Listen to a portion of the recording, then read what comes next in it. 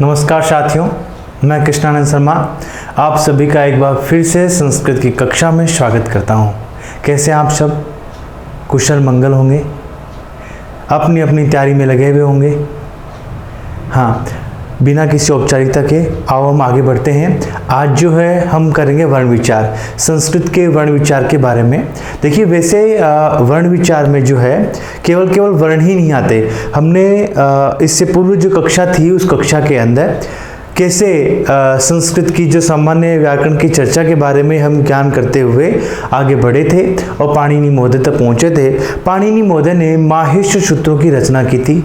वहीं से ही जैसे आपके हिंदी में क ख ग घ होते हैं, अंग्रेजी में ABCD होती है, वैसे ही संस्कृत के क ख ग घ माहेश्वर सूत्रों को ही माना जाता है, उन्हीं से ही प्रारंभ होता है। तो हम उसी को ही देखते हुए वहीं से ही प्रारंभ करते हैं। देखिए, आइए हम आज पढ़ेंगे अपना वर्ण विचार। इस वर्ण विचार में हम सबसे पहले माहेश्वर सूत्रों के बारे में पढ़ेंगे और उसके बाद में जो माहेश्वर सूत्रों से बनने वाले जो अपने प्रत्याहार हैं, इन प्रत्याहार के बारे में जानेंगे और प्रत्याहार के बाद में हम वर्णों के बारे में जानेंगे कि संस्कृत में कुल कितने वर्ण होते हैं, कैसे कैसे वर्ण होते हैं, कैसे ह्रस्व स्वर कितने होते हैं, दीर्घ स्वर को कितने होते हैं। ठीक है, तो ये हम उसके बाद में और फिर इसी अपने विषय वस्तु में हम उच्चारण स्थानों को पढ़ेंगे और उच्चारण स्थान के बाद में हम आभ्यंतर प्रयत्न और बाह्य प्रयत्नों में पढ़ेंगे। ये सभी संज्ञा प्रकरण में आते हैं। संज्ञा प्रकरण में इसके अलावा अन्य संज्ञाएं जैसे इच संज्ञा है, संहिता संज्ञा है, ठीक है ना, जितनी जो अलग से आपकी संज्ञाएं हैं उनकी हम अलग अगली जो कक्षा है उस पर पढ़ेंगे। आज की इस कक्षा के अंदर हम जो है यही टॉपिक पढ़ते हैं। आओ सबसे पहले हम पढ़ते हैं माहेश्वर सूत्रों के बारे में। आप सभी जानते होंगे, हमने पहले की कक्षा में भी पढ़ा था और आप सभी वैसे जानते भी हैं कि माहेश्वर सूत्र कितने होते हैं। कितने होते हैं माहेश्वर सूत्र? माहेश्वर सूत्र, हाँ वही माहेश्वर सूत्र, भगवान शिव ने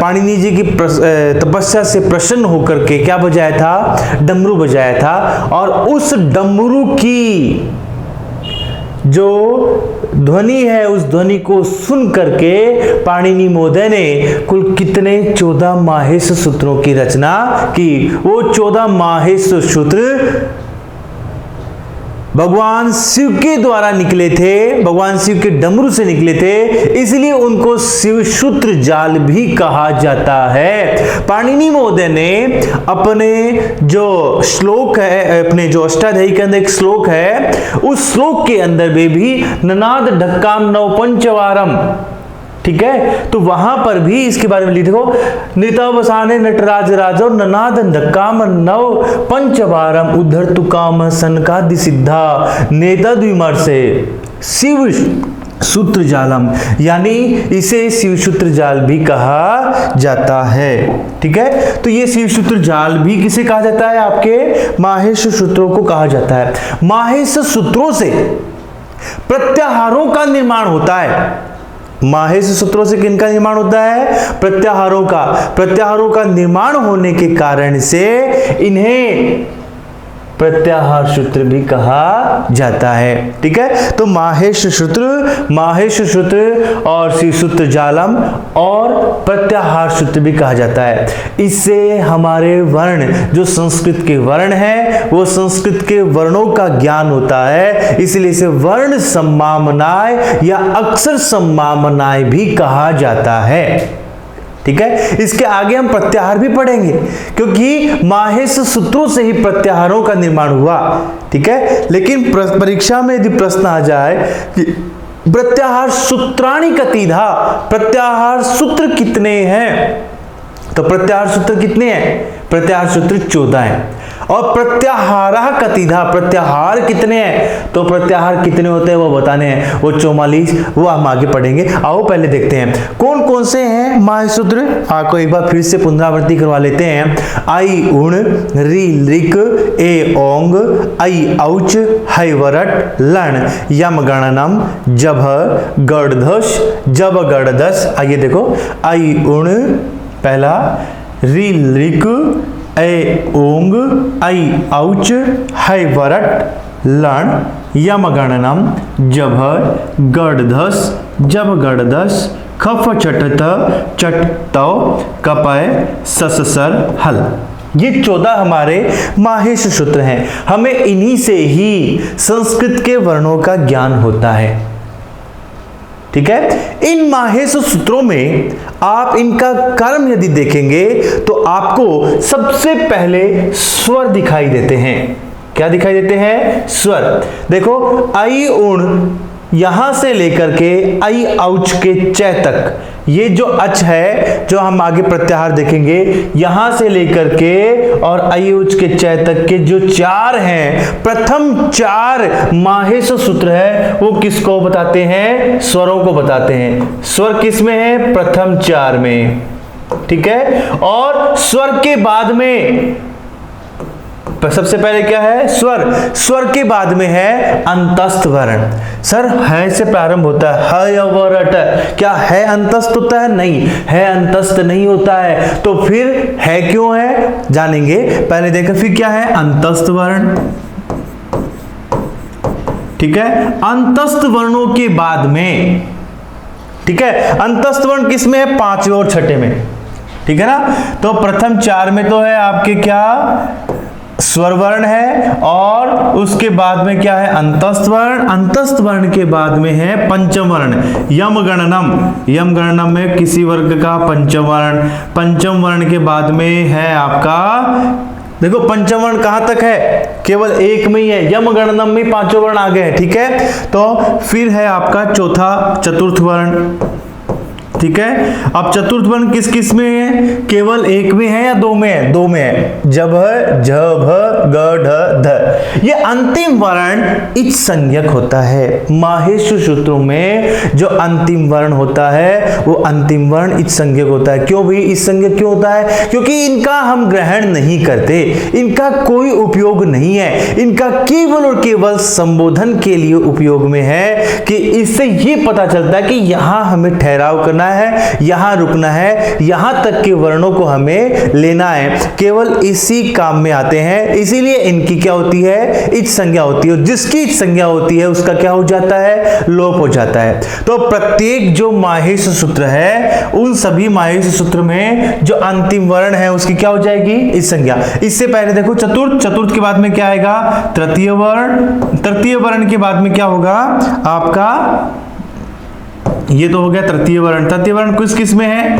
चतुर्थ वर्ण तो हो गया आपका 8 और 9 में, और तीसरा वर्ण जब गढ़ 10 में। ठीक है, और आपका जो द्वितीय वर्ण है खफ छट त, ठीक है, द्वितीय वर्ण जो है वो आपका हो गया 11 में, और 11 में ही प्रथम वर्ण भी है, च ट त क प। तो 11 और 12 में हो गया आपका प्रथम वर्ण। ठीक है, 11 और 12, और उसके बाद में ऊष्म वर्ण। ऊष्म वर्ण में कौन कौन से आते हैं? स, श, स है, तो सस, सर और हल 13 और 14। तो इस तरीके से माहेश सूत्रों का ये कर्म होता है। ठीक है, माहेश सूत्र में सबसे पहले क्या होता है? स्वर होते हैं, फिर क्या होते हैं? अंतस्थ वर्ण, फिर क्या होते हैं? पंचम, फिर चतुर्थ, द्वितीय, तृतीय और द्वितीय, प्रथम और ऊष्म वर्ण। इसमें अंतिम वर्ण क्या होता है? इच संज्ञक होता है। अंतिम वर्ण इच संज्ञक, यानी अंतिम वर्ण की क्या होती है? इच संज्ञा होती है। अंतिम वर्ण की इच संज्ञा, और जिसकी इच संज्ञा होती है उसका क्या हो जाता है? लोप। ठीक है, यानी इनका प्रयोग नहीं होगा। तो फिर इनका प्रयोग क्यों होता है? इनका प्रयोग हम जब माहेश सूत्रों से जब प्रत्याहार बनाते हैं उसी में ही इनका प्रयोग होता है। तो पहले तो इस आपने प्रत्याहार जानने से पहले इसमें 2 बातें और जान लेनी है। पहली कि इसमें सभी अंतिम वर्ण है वो तो इस संज्ञक वर्ण है ही, साथ साथ में एक जो लय है, इस लय में ए की भी इस संज्ञा होती है। क्यों होती है हम आगे देखेंगे। ठीक है, और इसमें एक ऐसा वर्ण है जिसकी 2 बार आवृत्ति है। एक ऐसा वर्ण है जिसकी 2 बार आवृत्ति होती है, और वो क्या है?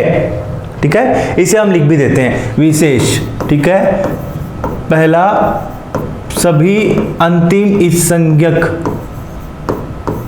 सभी अंतिम हलंत वर्ण, हलंत समझ गए ना, जिसके नीचे छोटा डंडी लगी थी, हलंत वर्ण इत्संज्ञक होते हैं। क्या होते हैं? इत्संज्ञक। ठीक है।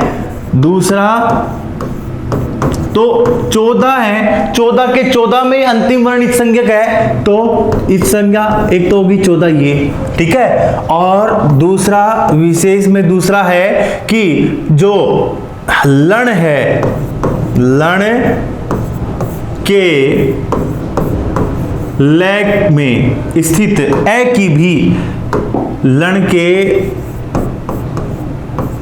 लय में, ठीक है, ये लय मान लो, पूरा मान लो आप, तो लण के लय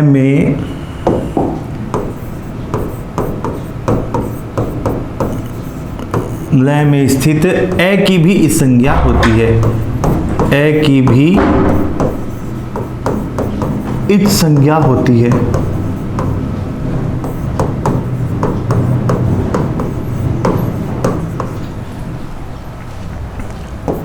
ठीक है।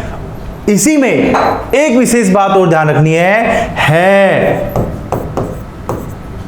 वर्ण की 2 बार आवृत्ति होती है। कितनी बार आवृत्ति होती है? 2 बार।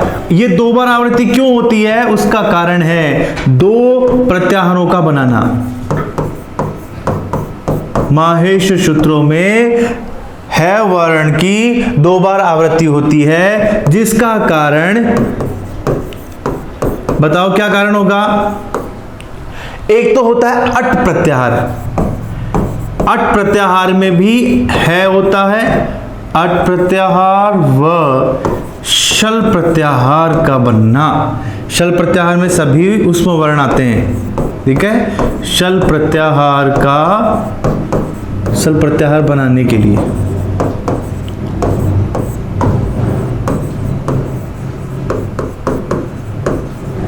ठीक है। यहां तक कोई दिक्कत है? तो ये हमारी माहेश सूत्र है। माहेश सूत्र संबंधित देखो परीक्षा में क्या प्रश्न आ सकता है? माहेश सूत्रेषु कस्य वर्णस्य द्विवारम आवृत्ति भवति। कौन से वर्ण की 2 बार आवृत्ति होती? तो कौन से वर्ण की होती है वर्ण की। माहेश सूत्रेषु कति इत्संज्ञक वर्णः। माहेश सूत्रों में कुल कितने इत्संज्ञक वर्ण होते हैं? तो कुल कितने हो गए? देखो 14 तो हो गए आपके ये, और लण में भी है तो 1 हो गई इसकी, तो कुल इत्संज्ञक वर्ण हो गए 15। ठीक है। तो यहां तक कोई समस्या है? नहीं। आइए आगे देखते हैं। अब हम करते हैं इसी से ही प्रत्याहार का निर्माण। इसीलिए माहेश सूत्रों को प्रत्याहार सूत्र भी कहा जाता है। ठीक है। तो आओ देखते हैं। देखो जो प्रत्याहार होते हैं, यूं समझ लीजिए प्रत्याहार वर्णों का समूह है जिन्हें संक्षेप में लिखने के लिए प्रत्याहार बनाए जाते हैं, यानी उन्हें बताने के लिए। जैसे स्वर है तो स्वर में ऐसे लेकर के, ठीक है, और आपके स्वर ए आ ई ओ जितने भी जो स्वर है उन सभी स्वरों को एक छोटे से संक्षेप में लिखने के लिए यदि हम जिसका प्रयोग करें वो क्या है? प्रत्याहार है। ठीक है। जैसे अच एक प्रत्याहार है, उस अच में ऐसे लेकर के आई औच के, ठीक है, वर्ण आते हैं, यानी सभी स्वर वर्ण जो है वो उसमें आते हैं। तो स्वर वर्णों की सीधी परिभाषा अच हो गई। यही कारण है कि स्वर के लिए परिभाषित शब्दों के अंदर हम अच को भी लिख देते हैं। समझ गए? तो आओ देखते हैं। देखो प्रत्याहार विधायक सूत्र जिससे प्रत्याहार बनते हैं, पाणिनि महोदय ने अपनी अष्टाध्यायी में, ठीक है, उस सूत्र का निर्माण किया। वो सूत्र था आदिरंतेन संहिता। ये तो क्या है? प्रत्याहार विधायक सूत्र।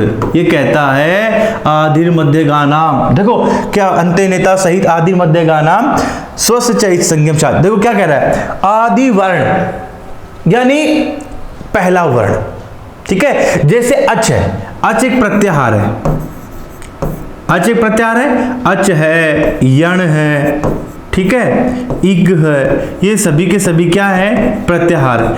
आओ देखते हैं। ये कह रहा है कि इससे हमें प्रारंभ करना है।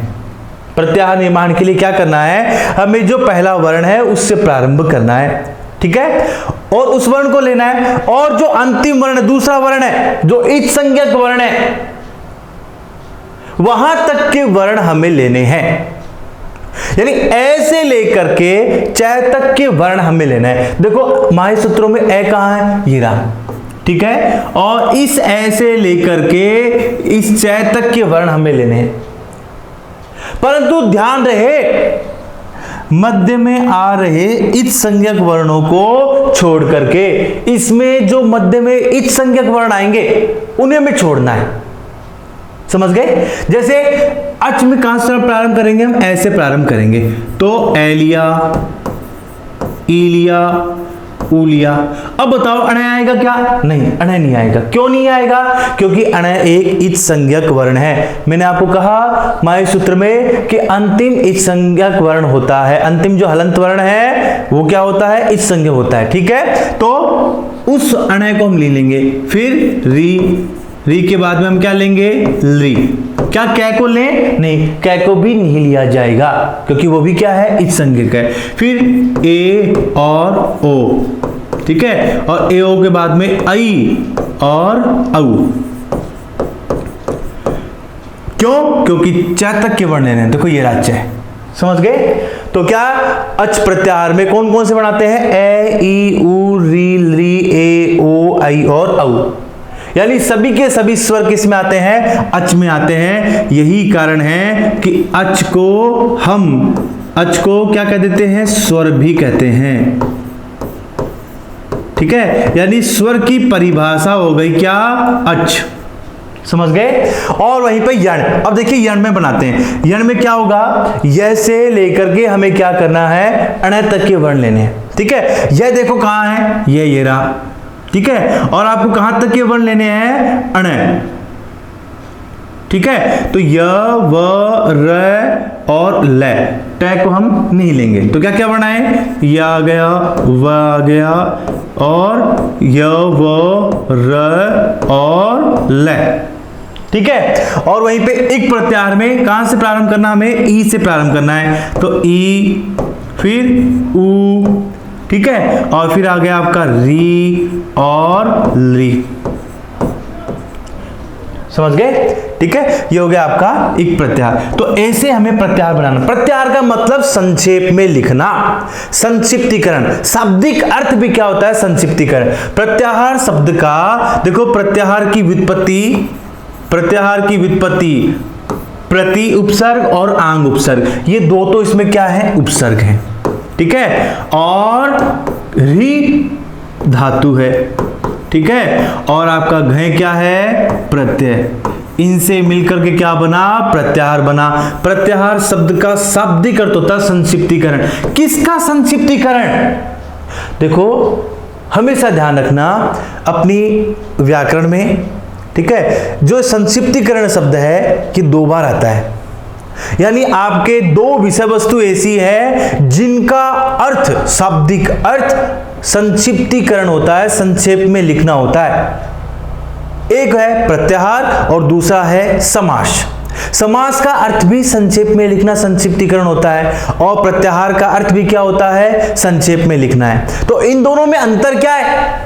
इन दोनों में अंतर है, दोनों में अंतर क्या है कि ये जो प्रत्याहार है ये वर्णों का संक्षिप्तीकरण होता है। किसका संक्षिप्तीकरण होता है, वर्णों का, ठीक है। तो वर्णों को संक्षेप में लिखना, संक्षेप में लिखना, समझ गए। और वहीं पे समास शब्दों का सम-सनम समास है, वहां पे सनम शब्द किसके लिए आता है, समास के लिए। हम आगे बात करेंगे, बस इतना ध्यान रखना, जो प्रत्याहार है वो वर्णों का संक्षिप्तीकरण है, ठीक है, और समास शब्दों का संक्षिप्तीकरण है, ठीक है। तो प्रत्याहार से संबंधित एक बार फिर से अपन देख लेते हैं। प्रत्याहार जो है वो उसका शाब्दिक अर्थ होता है संक्षेप में लिखना, यानी वर्णों को संक्षेप में लिखना। प्रत्याहार विधायक सूत्र आदि रंतेन संहिता।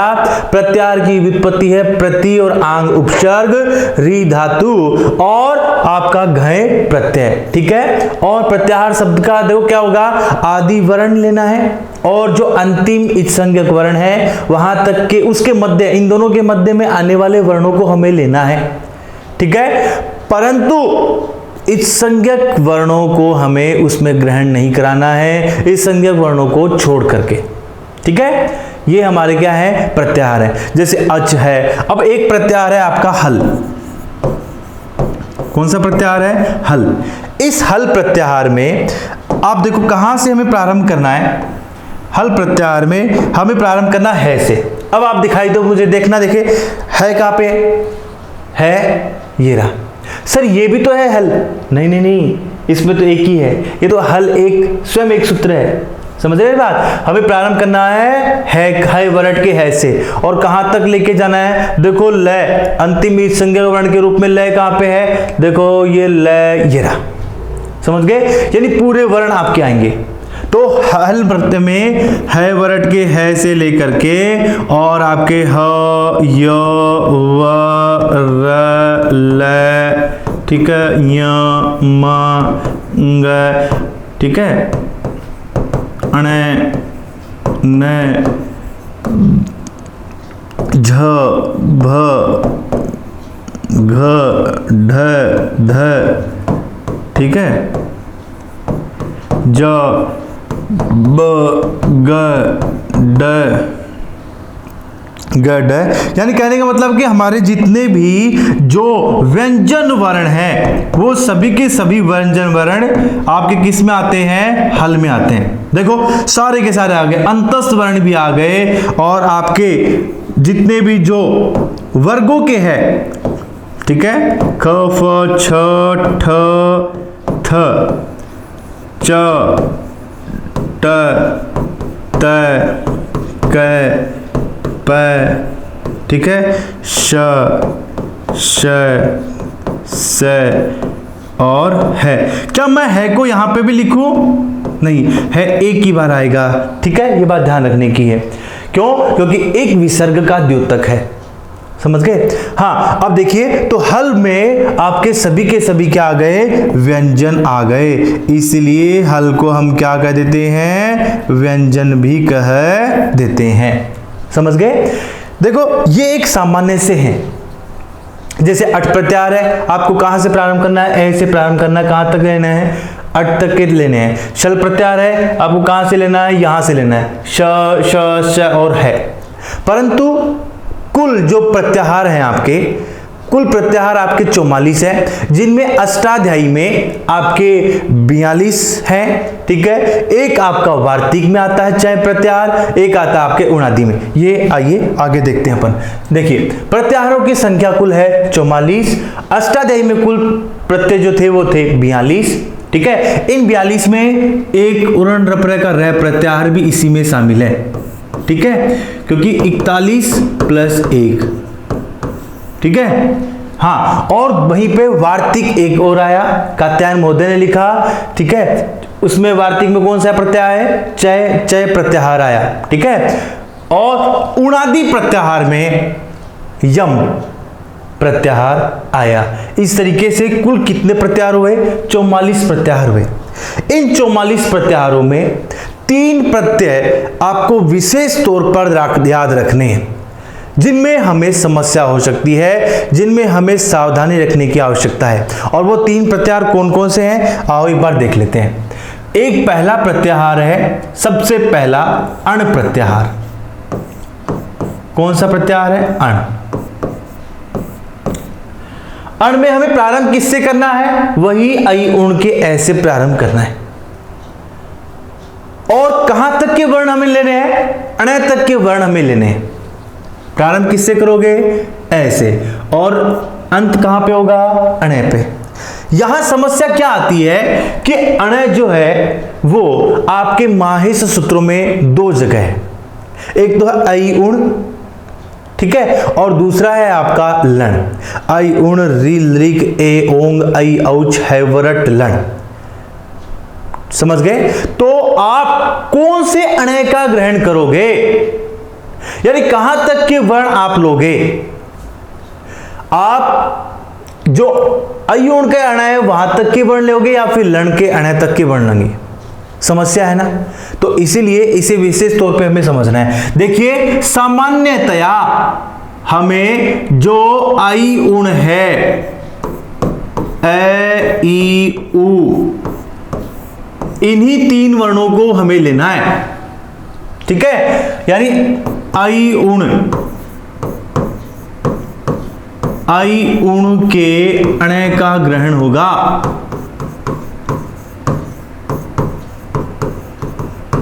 समझ गए? अण में, परंतु एक सूत्र है अनुदित, ठीक है, सवर्णस्य चा प्रत्यय, सवर्णस्य चा प्रत्यय, ये एक जो है सूत्र है। इस सूत्र में ये जो अण आया है, सूत्र में आए अण में, आए अण प्रत्याहार में कहां तक के वर्ण हम मिलेंगे? यहां हम लण के अणय तक के वर्ण लेंगे। प्रत्याहार में लण के अणय का ग्रहण करते, अणय का ग्रहण कर लय तक वर्ण लेंगे।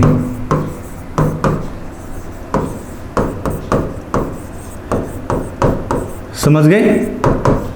तो ये विशेष तौर पे आपको बात याद रखने की है। तो इस अनुदित में यहां जो अण आया है, इस अण में कौन कौन से वर्ण हो गए? ए ई उ री ली ए ओ आई औ, ठीक है। और ह य व र और ल। समझ गए? यहां तक के वर्ण आपके किस में आ गए? अण में आ गए। इसलिए इसे आपको समझना आवश्यक है। दूसरा आपका जो विशेष आपको ध्यान रखने की बात है वो है प्रत्याहार आपका इण प्रत्याहार। क्यों इण प्रत्याहार का आपको क्यों ध्यान रखना है? क्योंकि इण प्रत्याहार में वही स्थिति है, इण प्रत्याहार में भी अण है। क्या है? अण है। तो इस अण में भी आपको कहां तक के वर्ण लेने हैं? तो इण प्रत्याहार में भी आपको जो है विशेष तौर पे ध्यान रखने की है। इण प्रत्याहार में हमेशा लण के अण तक के वर्ण आते हैं, हमेशा लण के अण का बोध होने से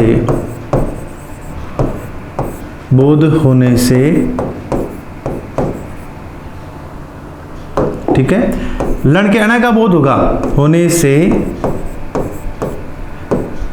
ऐसे ल तक के वर्ण आते हैं, ठीक है ना, तक के वर्ण आते हैं। और वहीं पे अब तीसरा जो विशेष है, परीक्षा की दृष्टि से महत्वपूर्ण है, बार बार परीक्षा में प्रश्न इसका पूछा जाता रहा है, तो वो कौन सा है? वो है रै प्रत्याहार। कौन सा प्रत्याहार है? रै प्रत्याहार। ये रै प्रत्याहार क्यों विशेष है? क्योंकि ये आपको बहुत अजीबोगरीब दिखाई दे रहा है। अन्य सभी जितने भी जो प्रत्याहार है, उन सभी प्रत्याहारों में आपको 2 वर्ण आपको दिखाई देते हैं। जैसे अण में भी आपको 2 दिखाई दे रहा है, इण में भी 2 दिखाई दे रहा है, अच में भी 2 है, हल में भी 2 है, अन्य सभी में 2 आपको दिखाई देते हैं। लेकिन एक ऐसा प्रत्याहार है जिसमें केवल और केवल एक ही वर्ण दिखाई देता है या एक शब्द दिखाई देता है, वो है रै। क्यों भी ऐसा क्यों? ऐसा है, हमने माहेश्वर सूत्रों में इस बात को पढ़ा था कि माहेश्वर सूत्रों में लण के लय में स्थित जो ए है उसकी भी इस संज्ञा होती है। उसकी इस संज्ञा होने का कारण ही रै प्रत्याहार का बनना है।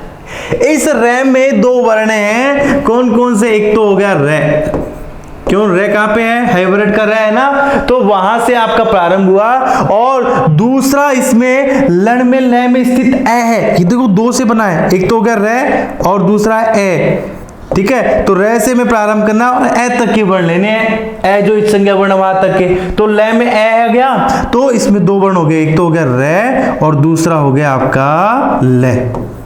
ठीक है, रै और लय, ये आपके दो वर्ण किस में आते हैं? आपके रै प्रत्याहार में आते हैं। ठीक है, तो इन तीन विशेष आपको प्रत्याहारों को आपको ध्यान रखते हुए आपको कुल आपके 44 प्रत्याहारों के बारे में अच्छे से आपको अभ्यास करना चाहिए। ठीक है, अच प्रत्याहार किसके बारे में बताता है? अच प्रत्याहार स्वर के बारे में बताता है। हल प्रत्याहार आपके जो व्यंजन वर्ण है उनके बारे में बताता है। और जो यण प्रत्याहार है वो अंतस्थ वर्णों के बारे में बताता है। सल प्रत्याहार आपके ऊष्म वर्णों के बारे में बताता है।